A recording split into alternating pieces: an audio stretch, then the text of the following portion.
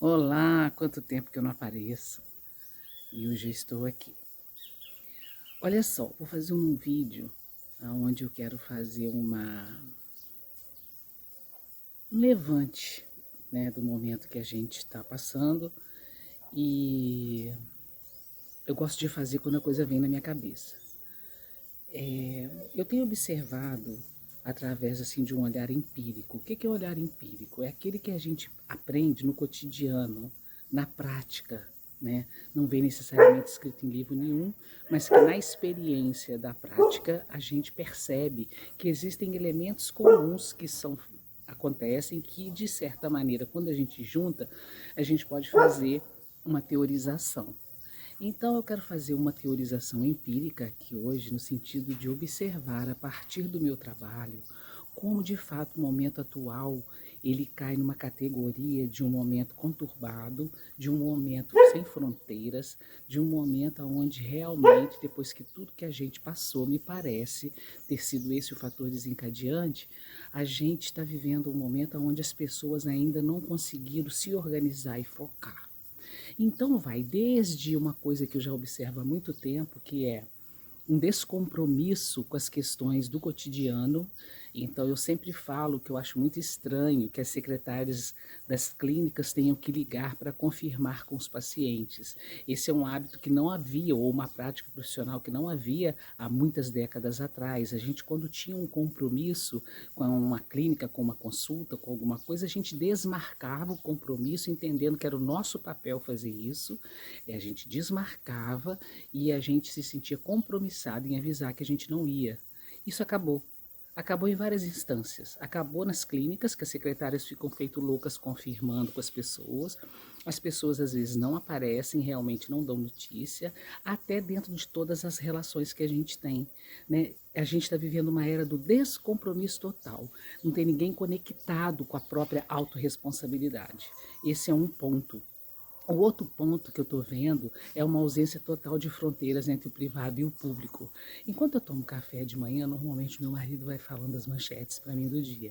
E aí ele estava me falando que uma pessoa da área da TV, né, tinha desfilado numa escola de samba e logo depois, um momento depois, ele estava lendo, um tempo depois, ela aparece completamente nua na sacada de um hotel.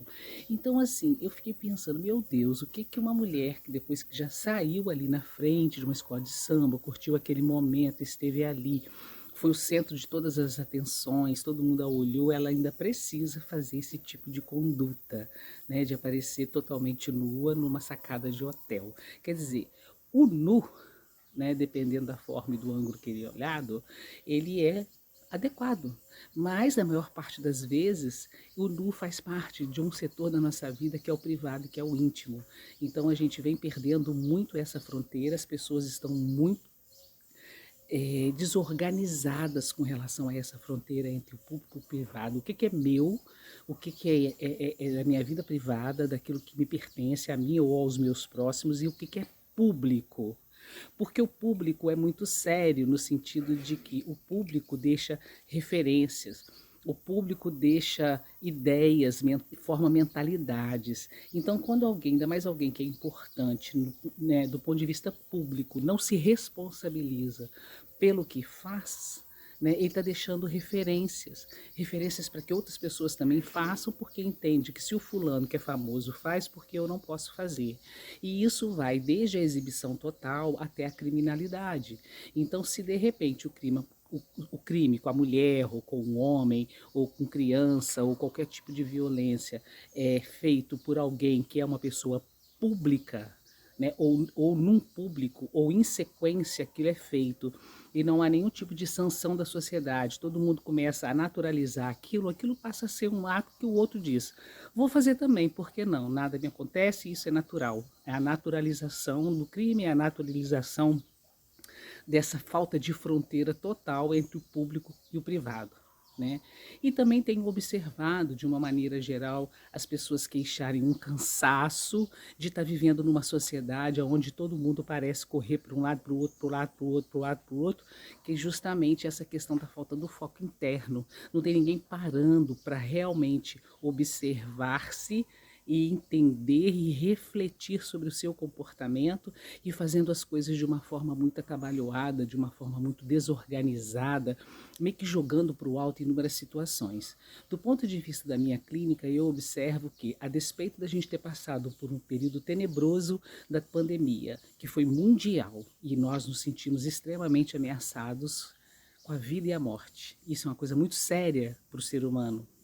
Além da gente ter passado no Brasil um ano extremamente conturbado, recheado de fake news, que teve um efeito muito sério em tudo isso que eu estou falando. A gente já não sabe mais o que é verdade do que não é verdade, né? Das mentiras, das falsidades.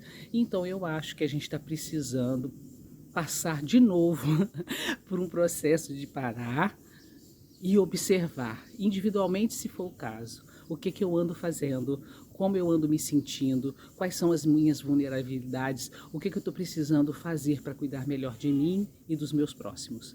Fiquem com isso, tá bom? Muito tempo que eu não apareço e aqui eu estou. Até qualquer momento.